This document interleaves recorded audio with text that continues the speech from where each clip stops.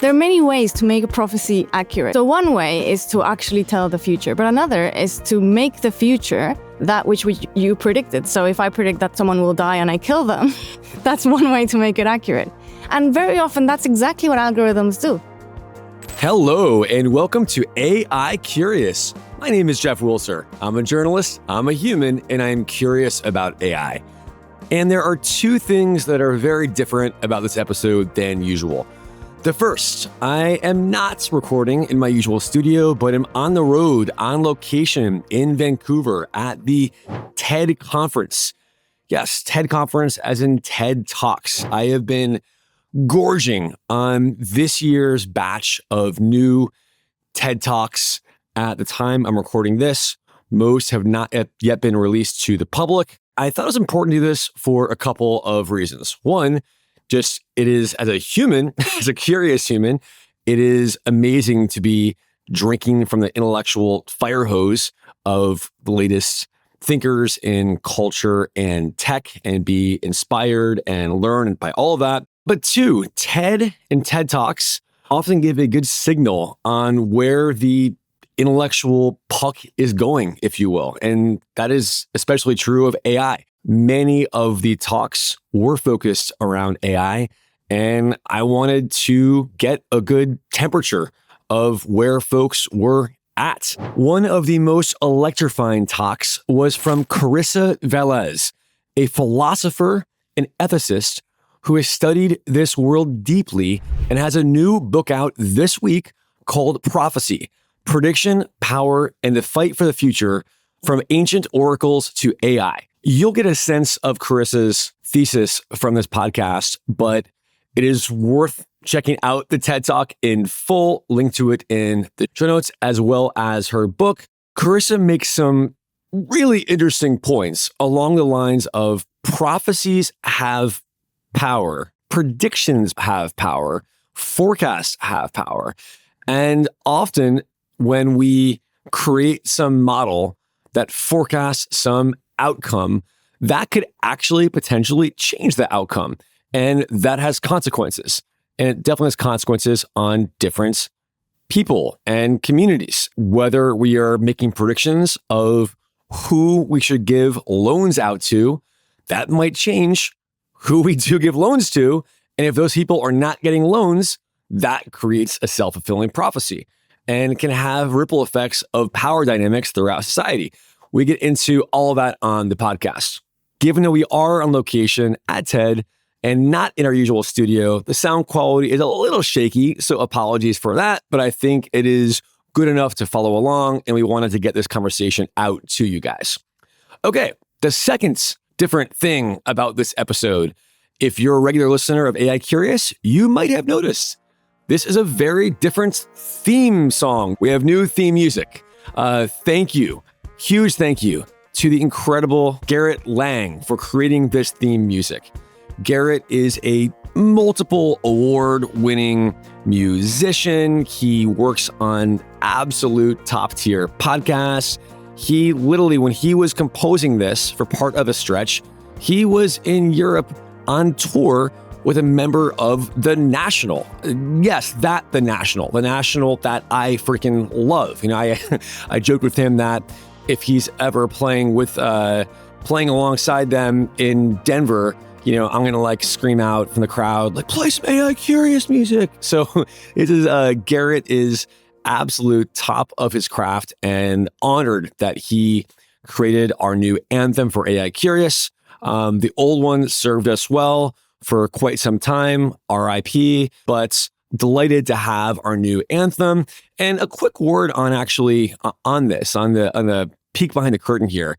I had some folks ask me when I mentioned, I think it's time to mix it up and kind of level up our theme music. Someone's like, oh, well, you're an AI podcast. Shouldn't you use AI to create the new music? People were like, Jeff, you know, there are tools, really free tools for $0 or for like $10, you can get an AI version of a song. And it actually felt extraordinarily important to me to not do that.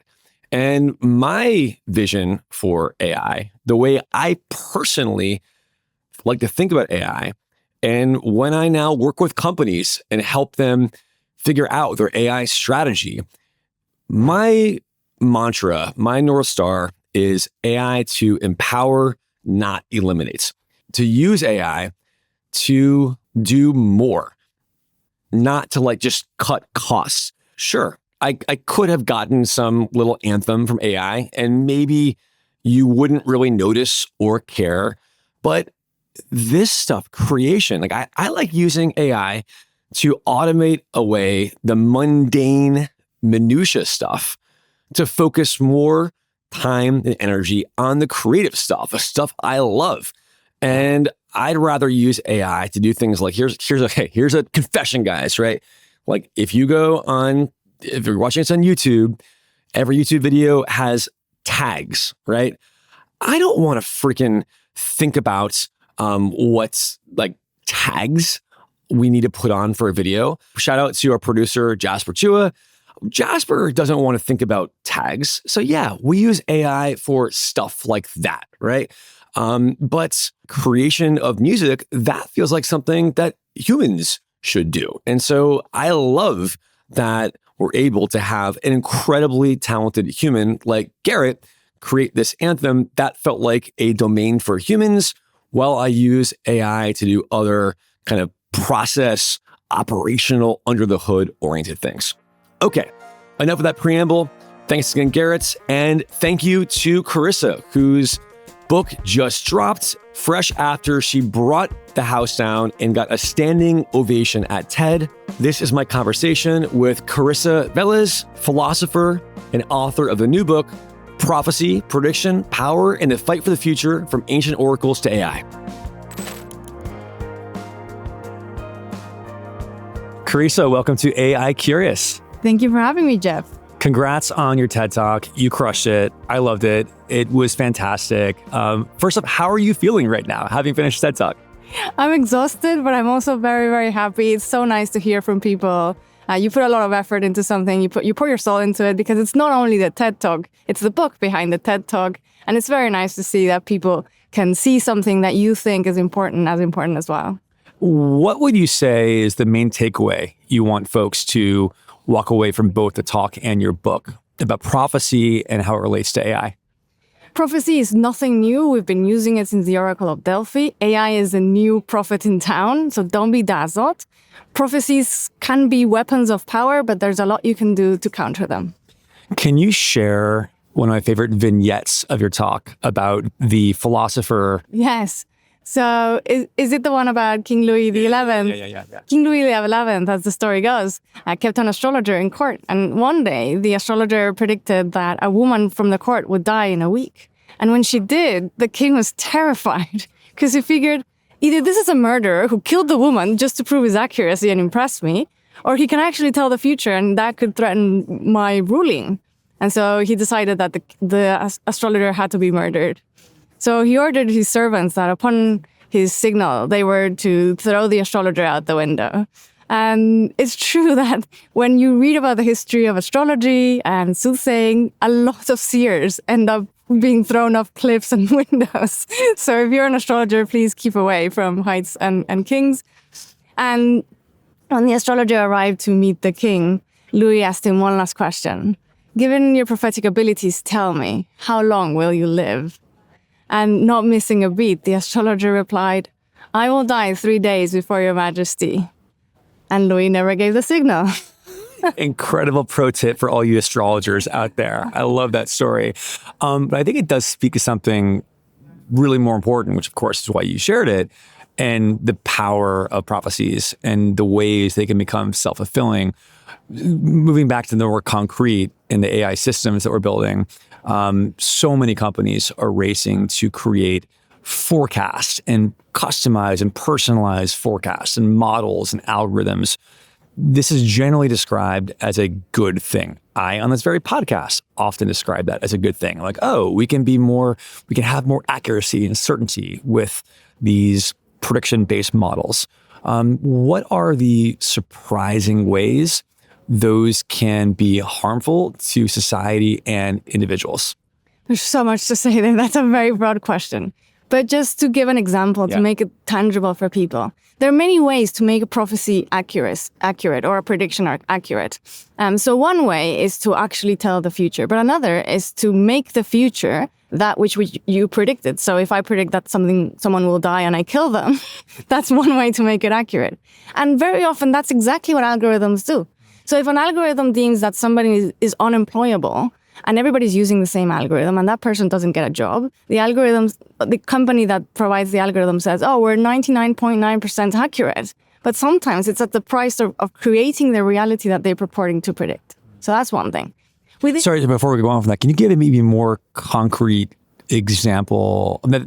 I totally get that, but what types of companies are doing that? Like, I understand philosophically what you're saying, but what are specific ways that very framework is being used that is hurting actual people and types of people?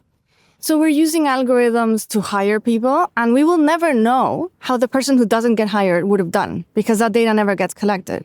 We're using algorithms to decide whether to give people loans or not, and the same. You don't give a person a loan, and you will further push them into economic disadvantage. And then you'll say, oh, look how accurate we were because that person did very badly financially. But you never know how they would have fared had they gotten the loan. It's almost like I know this is maybe perhaps a bit fraught as far as, but they're redlining in a way, it's a similar issue in this new AI era of, okay, we are saying, based on our crunching numbers, and it looks like this is not a smart investment for the people giving the loans out. And that is disproportionately hurting a group of people. Exactly. And this is not even that controversial. So the supervisor of UK insurance has actually said that AI is creating a group of people who are uninsurable. And of course, that's not only bad for the individuals who are uninsurable, but for society, because when individuals struggle, eventually society will struggle as well. Yeah. I cut you off. Prediction markets. That was that blew my mind when you shared some of those what's happening in a very real way right now. Yeah. But before that, let's go back to this point about how we will never know how the person would have fared who didn't get the opportunity, because it creates the perfect crime. It's like a murder weapon that disappears upon striking. It doesn't create any error signals because that data doesn't get collected. And so you get data, but you don't get the right kind of data. So it's very easy to be misled. And that's really important to take into account. Prediction markets. And I don't think it's a coincidence that prediction markets are soaring at an age in which we feel very uncertain. That makes us feel very anxious. So we turn to answers, to experts, to predictions. And at the same time as the digital age with AI, I think these are connected. It's like we are creating a culture of divination that in some ways is very similar to the culture of ancient Greece and Rome. And that's why there are so many lessons to be learned there. Luckily, nothing bad ever happened to Rome, right? So we're all fine. We're all fine. Wow. You do share that you're not saying all forecasts are bad and all predictions are bad algorithms. Can you share a bit? What are some things that you are abundantly clear to you? This is not hurting anyone. Of course, this is fine. And what in your mind separates the tools and models that are useful and free of potential harm from what troubles you more? There is not a clear checkbox. So we do need a public debate, and in some cases, it's a case-by-case basis.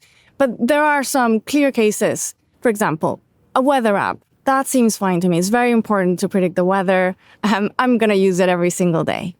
Something that tends to be more of a red flag is when we make predictions about people, because predictions about the weather don't influence the weather. The clouds don't care about our predictions, but predictions about people influence people because they change your expectations, both the expectation of the person whose prediction is about, but also the expectation of everyone around them. And so cases in which it's very, very unethical is, for example, to allow people to predict someone's death on prediction markets. And typically prediction markets don't even allow that because it creates an incentive, right? If you stand to earn a lot of money from somebody dying, eventually somebody's going to figure out that they can kill them and give in to the temptation.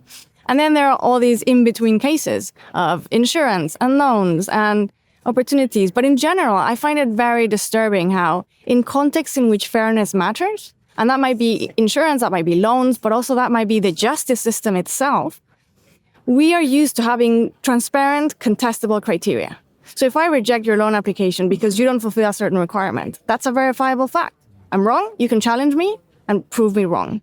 But if I reject your loan application or your application for bail on the basis of a prediction, you can't contest that. Predictions are not facts. That's one key message. Predictions are never facts. They can be guesses, they can be power plays, they can be wishful thinking, but they are never facts. The future doesn't yet exist. That all makes complete sense. And I'm so aligned with that. I'm curious what you think the companies that are in a position to try and figure out, okay, I need to figure out, I have a scarce amount of resources to loan to people.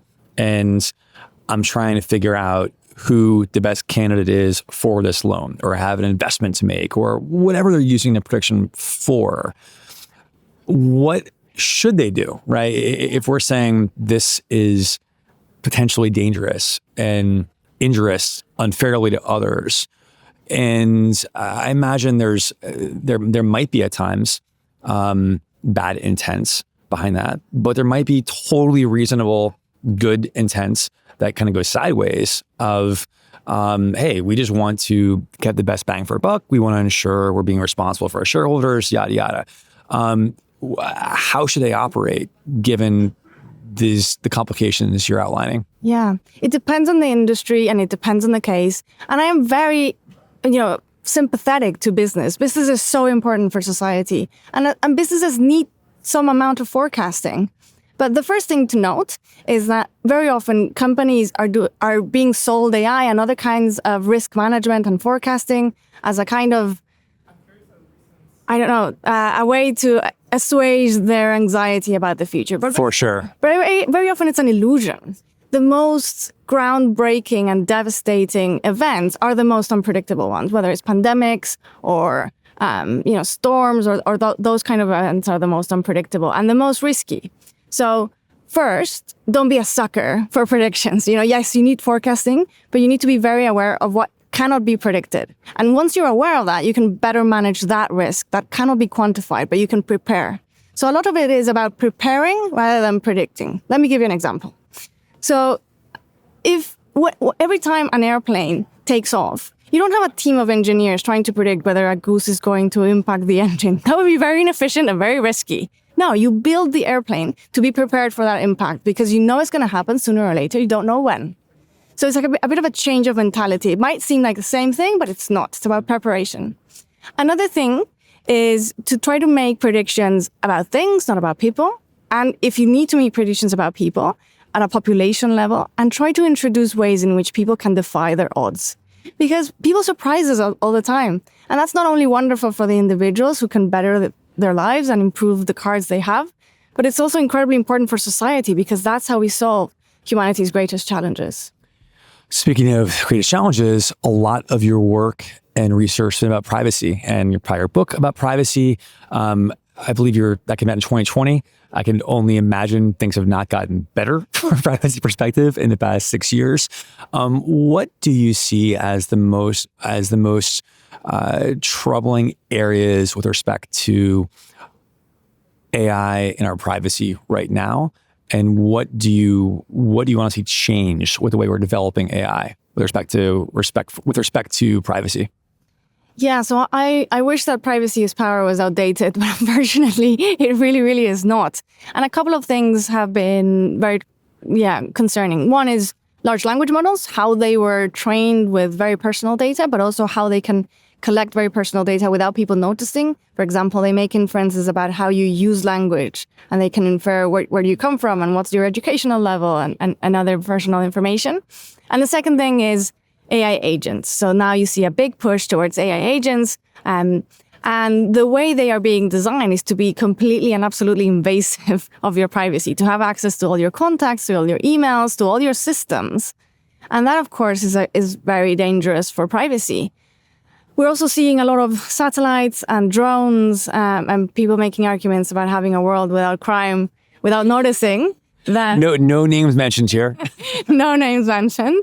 Without noticing that a world without crime is an illusion, and it's full of a different kind of crime, which is authoritarianism. And I think the main takeaway is that technology is not God-given. We are designing it, and we can design it differently. And we can design a different kind of AI that is not invasive of privacy, that never leaves your servers. So for example, I'm very impressed with a company called Empathy that has that sells you your own server. So your own little fridge in which you can have an AI, a large language model, and the data never leaves your home or your company or your government. I'm curious, what are your thoughts on decentralized AI and solutions like that to have kind of privacy preserving AI? Even like there's a whole kind of cottage industry of blockchain enabled AI systems that are working to preserve privacy while also giving frontier model-esque powered solutions. How much merit do you think is in that kind of approach? It's unclear to me. I am not persuaded. I am open to being proven wrong, obviously. But blockchain, by definition, creates a trackable register. That's the irony, right? People think, oh, Bitcoin's privacy. Actually, no. When you use Bitcoin, you raise your hand and say, here is my transaction. Exactly. And sure, you can create hashes and all kinds of patches, but really, as a structure, it's not the ideal for privacy. So I am skeptical, but we'll see. You mentioned agents. Let's go there a little in a little more depth. I think people are, as much hype as there's been in AI agents, my personal belief is that the world is still unprepared for how much will change as agents become more and more mainstream. You mentioned privacy. What other kind of philosophical questions will we have to wrestle with as agents become a bigger part of our life for better and worse? So one thing I'm wondering about in particular is liability, right? Like if I have, let's say I have my Jeff AI agents that's doing things on my behalf. Now here's an extreme example. Let's say I go skydiving and I die. And my agent, though, my digital twin is still doing things for me, right? Like, is the AI company that's made my agents, are they the ones on the hook for the bad things that like dark Jeff does? Or is it my estate? I'm not asking you to answer the exact question, but these are the kind of things I think we'll have to wrestle with. What other big questions are there out there you think that as a society will have to figure out as things get even weirder in a sense? One thing I'm really worried about is autonomy in the philosophical sense of having power over your own life. And both as individuals, but also as businesses, you want to be able to be in control of the ship, whether it's your life or whether it's your company. And the more we use AI, the less in control we are, because these systems are not very friendly towards users. And the moment they fail, either because there's a glitch or there's a hack or the company goes broke or the algorithm changes and you don't like it anymore, you're in trouble if you don't have a backup analog system. So I hope that we can be smart enough to always have a backup of the really important things. So, for example, there have been companies that have been using AI, even energy plants, which you might think, are better prepared for these situations. And suddenly they get hacked or the algorithm fails and they can't run the company anymore, even though technically they have the ability to run it on manual. And what they've done is incredible. They have called people who are retired and said, hey, Jack, I'm sorry, I know you're 87, but could you come back to the office and teach us how to run this ship? Because we don't know how to do it anymore. And what I worry about is that now we're building energy plants that no longer have that manual program. And so one big advice to get prepared for anything, for AI agents and anything else, is to keep control of your company, of your most important documents, that you don't completely lose control of that. And one way to have control is to have an analog backup of the most important infrastructure. Getting back to kind of the core thesis of your book and your TED Talk, what do you think, what are the right solutions? What's the right framework for getting us out of this mess as you see it? Some of it is culture. I think we underestimate how important culture is, how much we participate and collaborate and just fall for these tricks of the prophets. And one of the elements that might seem surprising, that I write a lot about in the book, is humor and comedy. There is a lot of darkness and gloominess in the world right now. And one of the ways to counter it is with humor.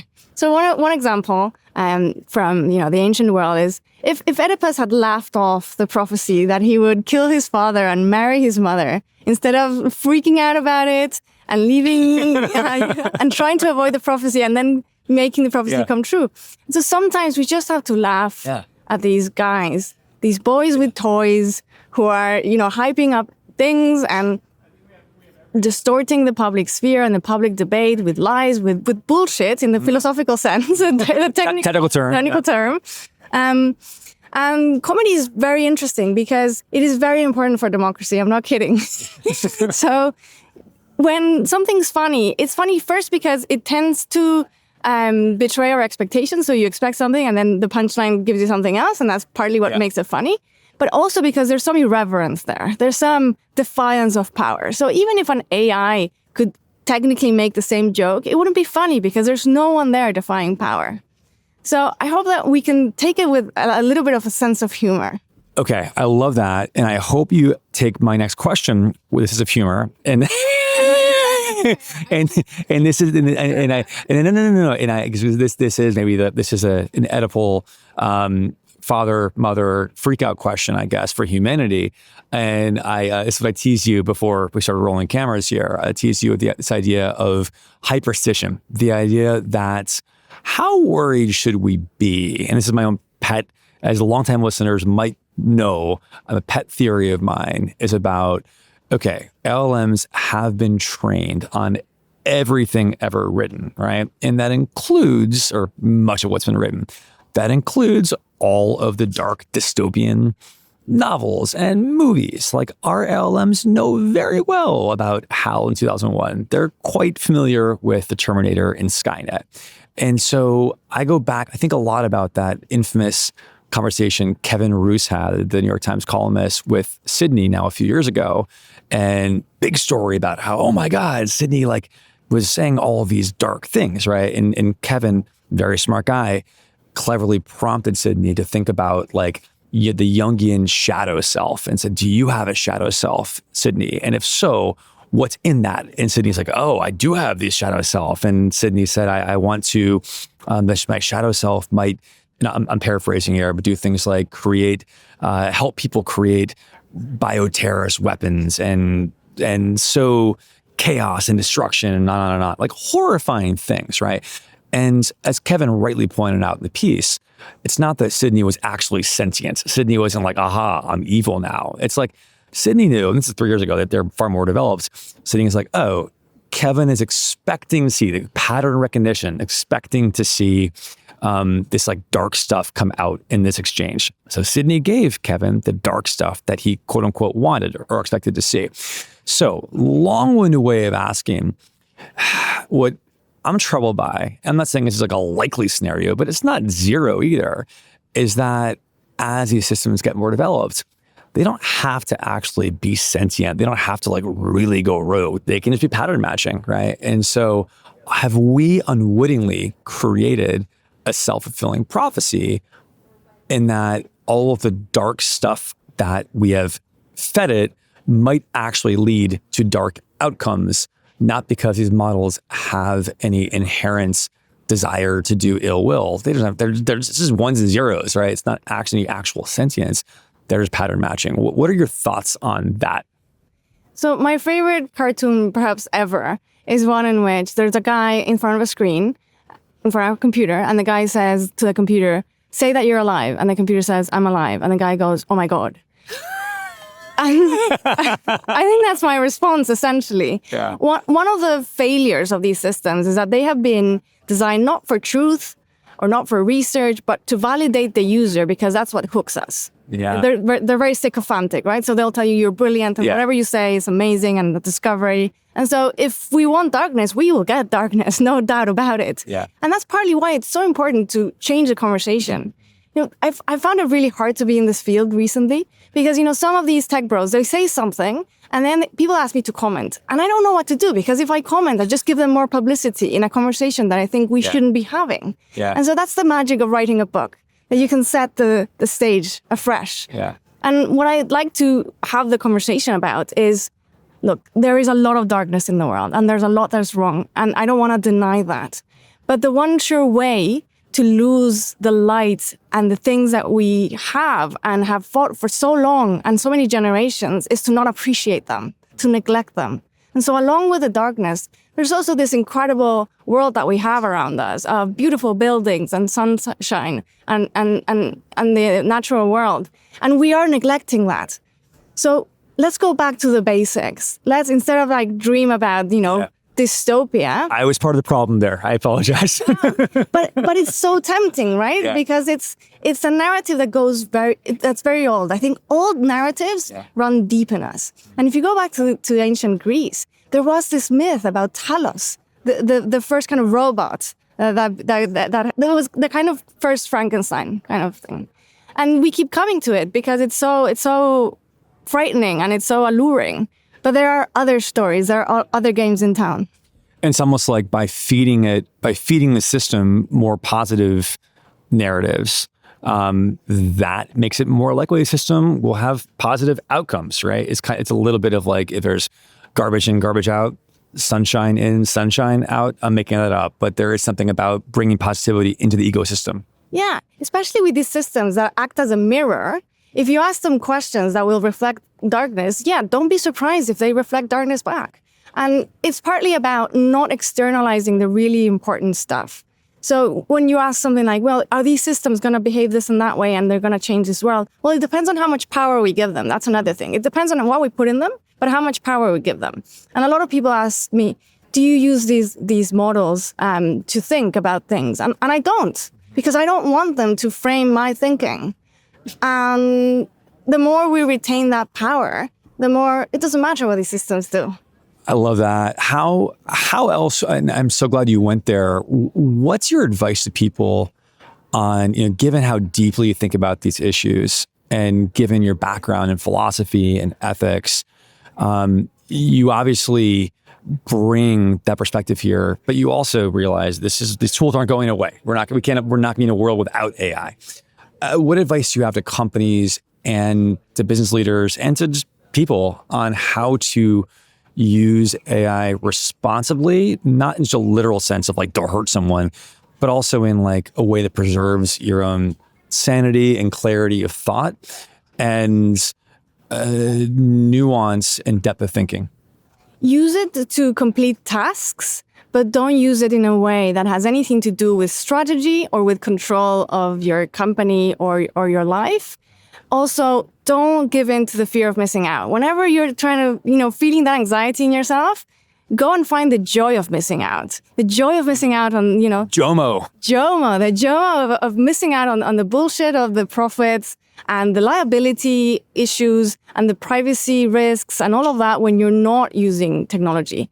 We tend to think about AI as cutting-edge technology and forget that cutting-edge technology means you're being the guinea pig. It's the tried and tested technology that is the best one. I mean, the book is really, the paper book is an incredible technology. It's been refined for thousands of years. And it's so much more robust and reliable, and it gives you control. Once you own it, you own it. You never own an ebook. The content can change, it can be hacked, it surveils you all the time. It's not really yours.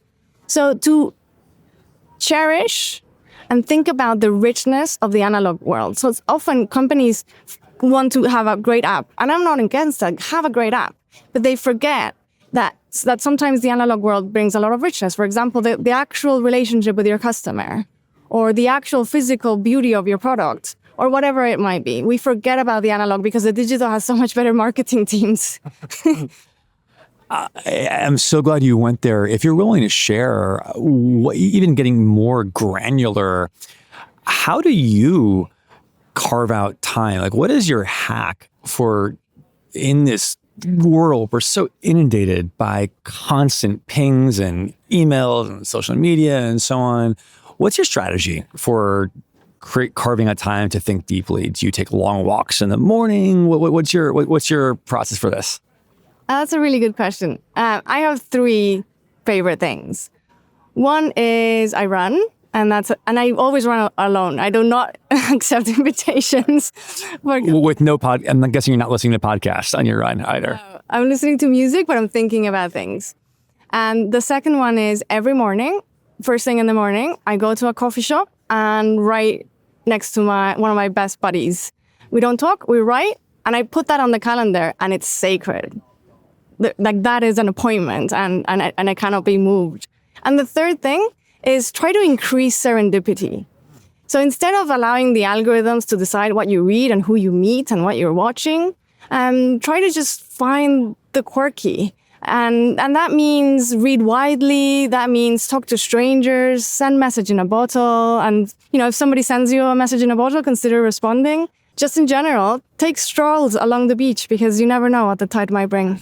Incredible. As we wind down, let's end with a little more positivity to your point of there's a great advice for individuals. What are ways you think, are there any ways that you think there could be positive developments with AI or as tech is developing? Your book is a great job highlighting blind spots that many of us have. Are there developments you're excited about? Like, okay, this tech will help the world do X or Y. Yeah, so I think some of the most positive applications are, for example, looking for your molecules in the search for new antibiotics. That's kind of the perfect example because it takes a long time to do in the lab, and that's something that AI can do very quickly, and it can be a kind of a hypothesis that then scientists can follow up on and be much more efficient. Or creating new materials that might be more efficient, that might be more ecological. That kind of product or that kind of endeavor excites me. Awesome. I'm just going to break fourth wall here for a moment. Anything else that you wanted to cover or plug from the book at all? Or you're like, Jeff, I'm so tired. I'm going to take a nap. Let's wrap this up. Okay. Awesome. Carissa, that was fantastic. Congrats on both the book and the TED Talk. Really enjoy it. You gave us a lot to think about. Thanks so much again. Thank you so much, Jeff. It's been a pleasure. Well, there you have it. Thanks again to Carissa Véliz, author of Prophecy, Prediction, Power, and the Fight for the Future, From Ancient Oracles to AI. It just came out. Link to it in the show notes. Thank you to our producer, Jasper Chua, and thank you to you, dear listener. If this is your first time listening to AI Curious, please consider subscribing. Rate it 5 stars, send to a friend, all that good stuff. Thanks again, and see you next time.